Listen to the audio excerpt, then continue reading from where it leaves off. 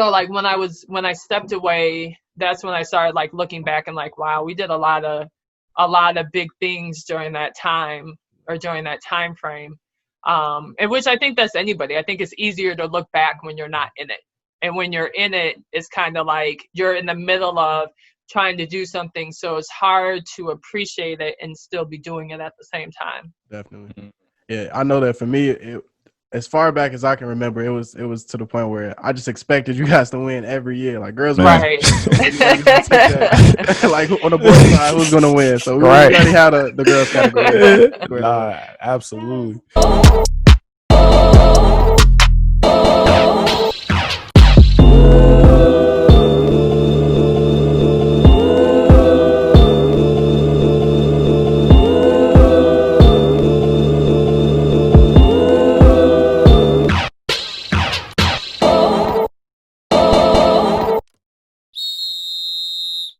Okay, so we're in the presence of greatness today. We're here with 3-time state champion, 3-time Coach of the Year award winner, the legendary coach, Corry Irvin. How are you? I'm doing good. How are you guys doing? I'm doing pretty well. Doing good. Great. I'm just happy to have you on the show today, man. Thanks for coming on. So we usually start off by asking our guests, who put the ball in your hands and where did your love for the game come from?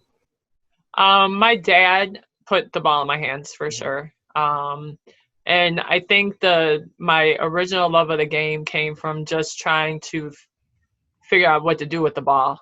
But then as I've gotten older, my love for the game is just because the game gives me peace, and always has. I was always able to get away from everything and go play. So I think that's really been what my love of the game has been dependent on, it just being my place of serenity.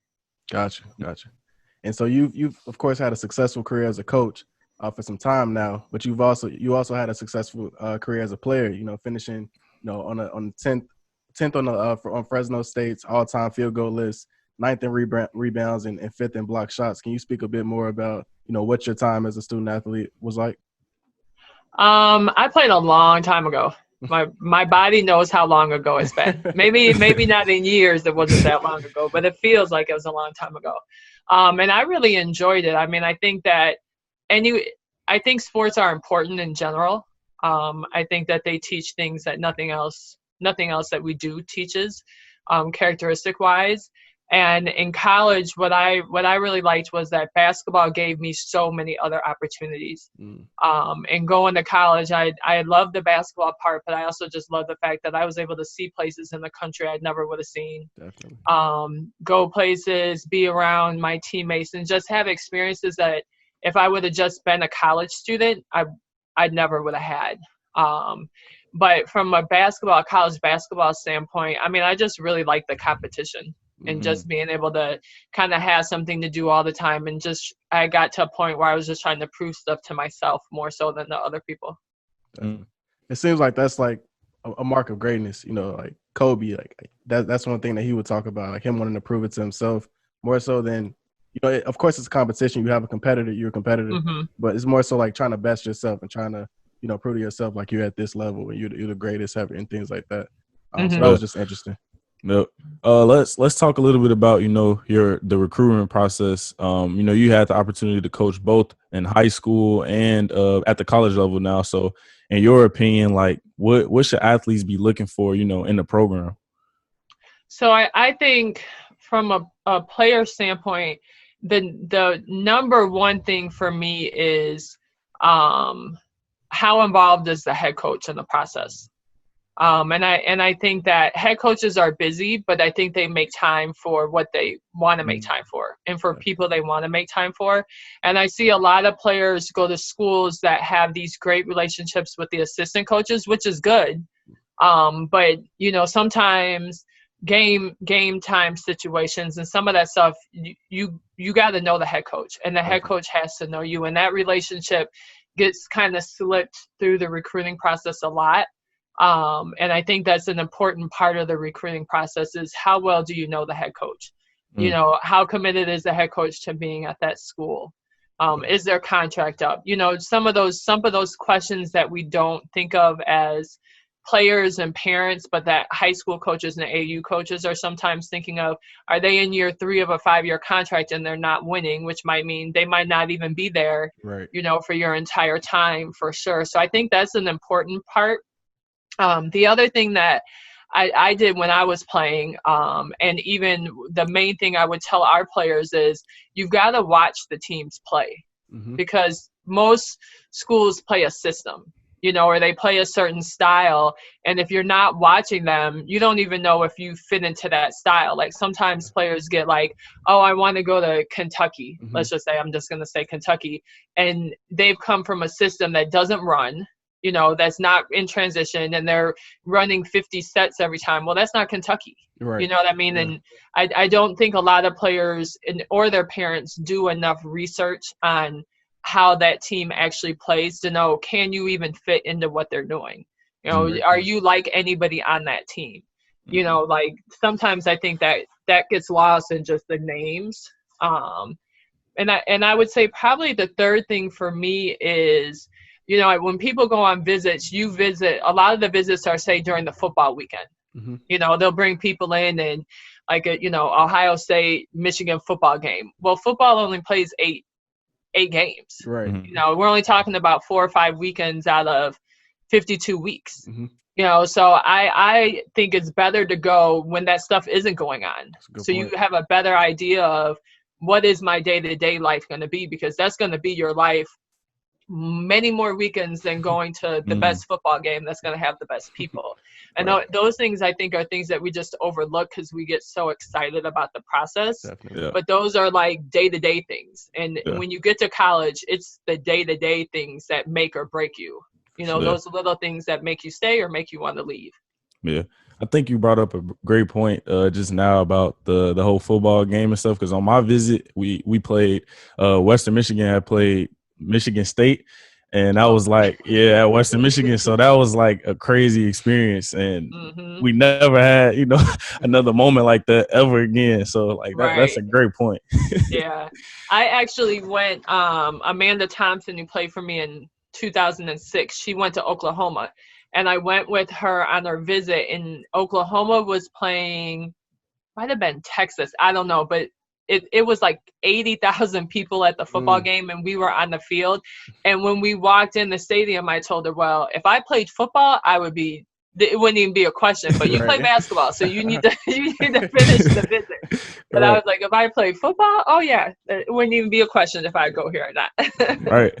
Yeah. So how did you get into coaching? Like, was that something that, you always thought about doing or wanted to do? No, I always wanted to teach. So I always wanted to work with education, and I always wanted to work with kids. But when I was done playing and I kind of stepped away from the game some, that was when I started missing basketball, and my dad had suggested I get into coaching because I started missing the game. Gotcha. And do you have any, I guess, advice for young athletes or anyone or young students that want to get into coaching or want to pursue a career in coaching? I mean, I think that if you're going to start coaching, it's good to just get experiences at different levels. Gotcha. Like sometimes, just with anything, we always want to be the top, like we want to get to the top first. So we're thinking like, maybe I need to go try to get an assistant job at this college, and not looking at like just different coaching experiences, like maybe helping an AAU team out for free for the summer to see, do you even like coaching kids? Like, can you even deal with all the different aspects of it, or going and volunteering at like a school, NAIA school, or being a grad assistant, or being a manager if you're not playing on a team, and being a manager at that school. Just kind of those foundational coaching things to even see if it's really what you want to do. Because I think sometimes people want to coach, but then when you start thinking of all the other things that go into it, just having different experiences in that, I think is helpful. We try to like have girls come and help our AAU team, because that gives them an idea, like, can you deal with kids and parents and traveling and being in the gym all day? Because if you can't deal with that, then you can't coach. Right. And there's also so many other things that go into it. Before I got to college, I was kind of, I thought about coaching. It was an idea, but after my 4 years, I was like, I don't know if I'll be able to handle all of it. But I mean, I could see you coaching Bryce because like you were always a good leader. So I mean, maybe that'd be something you transition into later on, man. Maybe one day. Maybe one day. Yeah, maybe one day. So, all right, let's transition into, your time at Whitney Young. I mean, you dominated the public league with a record of 449 wins and I think 77 losses, 3 state titles, like 12 city championships, something, right? So. And 3-time, coach of the year. Like, that's crazy. And I believe, that you set the culture, at Whitney Young for both men and women, both sports. Definitely. So yeah, that's just crazy. Crazy resume. Were you even able to enjoy, those successes at the time, or has there been something that now that you're away from it and you get a chance to reflect, you might appreciate a bit more now? I appreciate it more now. I didn't and I would say I didn't enjoy it during the time. I mean, I didn't really think about it that much during the time. It was just about trying to, I don't want to say set the standard, but trying to be the best in the city was kind of my mentality all the time. And so unless someone like came back and was like, dang, how many city championships in the road you guys have? It never really like fazed me or didn't really think about it. So like when I stepped away, that's when I started like looking back and like, wow, we did a lot of big things during that time. Or during that time frame, and which I think that's anybody. I think it's easier to look back when you're not in it, and when you're in it, it's kind of like you're in the middle of trying to do something, so it's hard to appreciate it and still be doing it at the same time. Definitely, yeah. I know that for me, as far back as I can remember, it was to the point where I just expected you guys to win every year. Like girls, right? Like on the boys' side, who's gonna win? So we already had the girls category. Nah, absolutely. So let's talk about the process of you even getting that head coaching position at Whitney Young. Like, what was that like? So I was actually assistant at DePaul at the time, and the coach that was at Whitney Young was retiring. And it was a long process because CPS has like all these, like you post a job, you got to wait so many days and everything. So from the time that I originally applied for the job and had my interview, it was like 3 months. And I didn't even know, like I thought the job had been filled, but Tracy Dildy, who's the assistant at University of Detroit, was a coach, the men's assistant at DePaul. And so he knew some people, and he was the one that was like, okay, just be patient. It's going to take a while. But even still, I didn't think it was going to take as long as it took. It was a long time, a long period between, like I said, when I applied and interviewed. And when I went in for the interview, Dr. Kenner had said she really wanted to hire a female. And there were only, I think, 2 females that applied. So I was like, well, maybe I have a chance. I don't know if I have a chance. But the very next day after my interview, they called and offered me the job. So I took the job, and I didn't even know what I was going to be doing in the school. Like she just said she wanted the coach to be in the school, and I was going to have to do Coach Penny's job. I didn't even know what that was, but I accepted the job. And then in September, found out I was going to be a deaf and hard of hearing PE teacher because that's what he was. So that's just what I did. Like I just took his teaching job too, and I didn't know anything about sign language. I had to learn like all the stuff on the fly just so that I could coach there. But I didn't care because I wanted to coach there, so bad. So that's how it started. Okay. And out of all of the championships you won, was there one that maybe felt like better than all of them? So I think, the first time is always special, anytime. But I would have to say 2012, we went undefeated that year. And what was special about that year was you never would have known we were undefeated. Like every day we walked in the gym, like every day after we had the game and we had practice, you never would have known that we were beating teams like we were. And we were beating teams by a lot of points. You know what I mean? And there was never a feeling with that team like we had accomplished anything until the end of the year. So I would say probably that year, because we had a lot of obstacles off the court. And I really felt like the players they were never satisfied. And it wasn't until after the city championship, we always have a practice. Like I used to end like city ended, and then we would get ready for state. So it'd be like a whole new season for me. So when we were at practice after the city championship, I was given my normal like pre-practice speech. And I realized that day was when I realized we were undefeated. And so when I was giving my typical speech, I was like, well, we're either going to go something in 1 or we're going to go something in 0. Like that, we were at a point where it was like, we're either going to go undefeated or we're going to have 1 loss. And one of the players was like, nah, coach, we only have 1 option. We're not going to lose. And I was like, but that was like the first day that it was even discussed amongst the team that we could go undefeated. So I'd probably say that probably was the most special one. That's amazing. Go the entire season without losing. Who were some of the players from that team? That team had 5 seniors. 4 went on to play in college. So Janae Thompson went to Kentucky. Alexis Lloyd went to Virginia Tech and USC. Lene was on that team, Lene Harper, but she was a junior. And we had another senior, Tessa Haldas, that went to Northwestern. And then there were like younger players.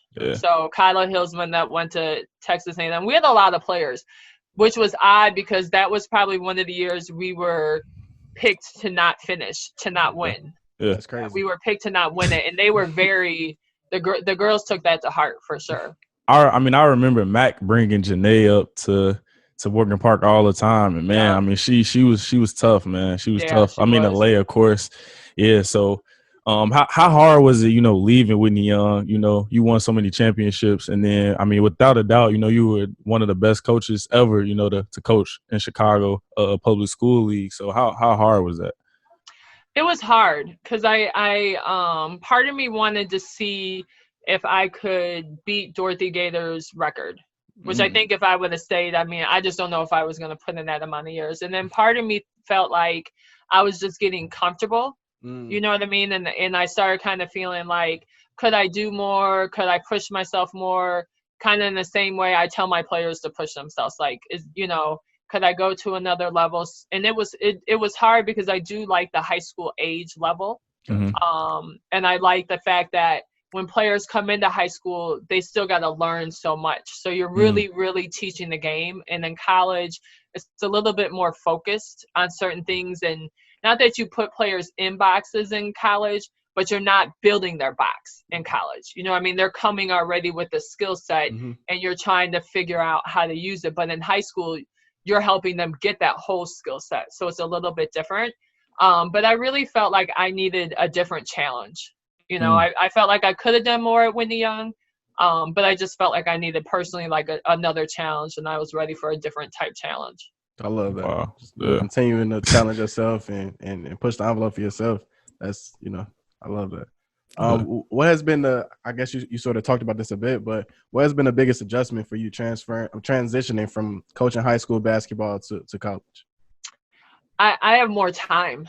Honestly, because I was so busy with my school position at Whitney Young, it took up a lot of time. So I would say that just having the more time to really focus on basketball has been the biggest adjustment, which I like for sure. But it's definitely different. It's different for me. It's different for my family, for me to have like, a different set of time that I'm using in a different way.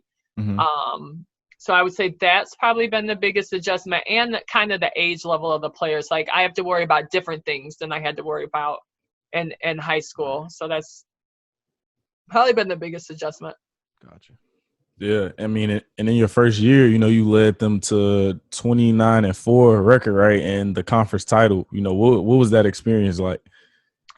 It was fun. I mean, I think we lost a couple games that I felt maybe we were a little bit more confident. We probably could have won. But the experience was interesting and different because it's always different when you're taking a group of kids that you didn't recruit. You know what I mean? And I'm meeting them at the first time and they're meeting me at the first time. And we're trying to kind of develop that relationship off the court and on the court at the same time. Right. And I really felt like this team was so open. They were so open, and we did a lot of stuff that was different from what they were used to doing. And I was nervous at first about if they were going to be like open to that. Because, you know, sometimes when you have new coaches and everything is different, it's like, whatever, you know, players check out. But they were open the entire year. I mean, they were open to things being different, and they had ideas, and they took my ideas. And so I felt like that was kind of fun and interesting for sure. And it helped me grow, and it helped them grow too. Because I thought we had like a good open communication where we could talk about different things that were going on and how things were different, and still trying to make them better for both me and them. That didn't even occur to me that wasn't your, you know, first recruiting class. So not only was it your first year coaching, you know, at the college level, but you also, you know, had to make that adjustment. I don't know if you want to give away, you know, the secret sauce. Is there a recipe for winning? And if so, what is it? I think I do think there is. Like, I think that I don't think people win for extended period of times by accident. I think that you can win one season, you know what I mean? Or I think you can win a couple games, but I don't think that you can withstand winning for a long period of times without certain things. Now, I'm not going to tell you what I think those things are, but I'll tell you, I think that they're based off one. The most important thing to me is just trying to be as honest as you can be in the program. And I think for me, a lot has been on just being able to communicate at different levels. So with my coaches and with the players, and understanding that we might not always be right. You know what I mean? Like, I don't think that you can win all like on a continual basis as the coaches if you think you don't have to listen to your players. You know what I mean? I'm not saying we have to do everything our players say, but I do think that there has to be some give and take, because I'm not playing. And it's one thing I always tell my players is I'm not playing. I'm not picking up the ball. I'm going to try to guide you guys in these situations. So I do feel that one recipe is just being able to not get defensive when your players have input too, and when your players have ideas too. And I think that's important. And I would say probably the biggest thing is just being as genuine as possible. So I'm a family-oriented person. So my programs are always going to be like have a sense of family, because my family has to be involved. You know what I mean? I think sometimes it might be different if it's a male coach, you know, because a lot of times men can go do their things, and let's say the wife is at home with the kids, but I have to bring my family where we're going. So my family is going to be wherever we are. And so my programs are always going to be family oriented. And I feel that has a lot to do with our success, because I think it helps, one, bring players back, and two, it just shows our players that like it's bigger than basketball, because it's always bigger than basketball for me. So I'd probably say those are the ones I'll tell you are the secrets. Speaking from a player's perspective, that means a lot. This past season, I had the opportunity to, you know, play under Coach Fisher, and I knew without a doubt, even if it had nothing to do with basketball, he cared about me as a person. You know, he would check in and things like that, and that just made me want to play harder for him. And our team chemistry was just like different. It was a huge difference from, you know, prior teams that I've been on. So that's definitely part of it. Yeah. And Bryce, like, to piggyback off what you said, like, I mean, players, like, if they know a coach, you know, cares about them genuinely and want what's best for them, I feel like they'll do anything for the coach. You know what I'm saying? Like, just from my experience playing under Nick too, like, you know, I knew he wanted what was best for me, so it just motivated me even more, you know. So it's a great point. So now that you're, you know, at the coaching level, for the high school students that are listening, what are you looking for as a coach and a recruit? So the first things I look for are not even basketball skills. You know, I look for players that I think are tough mentally. And I can see that a lot with how they play or where they're playing. And to me, that's a big thing. Just their toughness. Sometimes I tell people I need kids that have a story, that have something, you know, something going on in their life that they've had to overcome, or even family stuff, you know, just something that shows me that they that they already have some of that persistence in them. And then I'm watching attitude. Are they diving on the ground? Are they going after loose balls? Are they sprinting back? The little things, are they looking at their coach in the huddle? Or are they over there drinking water when the team is huddling up? You know, like little things like that I'm looking for. Because right now, even I watch film because we can't be at games. So I'm watching the games live online. And it's so interesting to me how many timeouts there are in players that are on the court are not even in the circle. And the coaches, you know, they don't even know because they're still talking. And they're like, you know, not paying attention to the circle, not doing this. They're just kind of on their own thing, which I didn't really start realizing it till now when I have nothing else to do but watch it through the cameras. But I do pay attention to all of that because I think attitude is something that is a lot harder to control once they get on campus. Yes. You know, I have enough confidence to know I like basketball wise, I'm watching, can they score, all kind of different things. But I know that from a basketball standpoint, there's certain things that I can get a player better at. It's so much harder to get an attitude different, to work with someone's attitude and it make them competitive if they've never had to be competitive. So I would say that though, for me, I'm really watching their competitive level. Are they going, if it's a rebound, are they actually going for the rebound? Or are they the ones getting thrown off the ball? I want the one that still has the ball after the jump ball is over. Definitely. Yeah. Before we go, is there a mantra or quote, that you live by? Yeah, I love quotes, so I have a lot of them, like all over the place. But I would say probably the one thing I live by is to just value every moment. I really think our life is short, and I think our moments are shorter. And so I really just try to take advantage of my time and my moments and kind of just cherish all those little things because I know it's, we're not going to have them forever. So I would say if it were to be one set quote, I don't know. I have so many, but my basic mantra, it all boils down to, just enjoying your moments and taking advantage of your moments. Gotcha.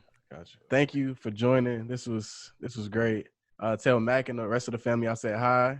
I will. I'm surprised they haven't bothered me. Yeah. Thank you, Corry, so much. Just the mentality that you had, with coaching and everything is just crazy, man. It's amazing. And, my mom is a big fan, so yeah, she's going to love this one. I appreciate you guys thinking about me and having me on. Yeah. And good luck this season. I don't know. Thank you. If we have a season. Exactly. Even if we don't have a season, we'll have practice. So we still got to get better. Right.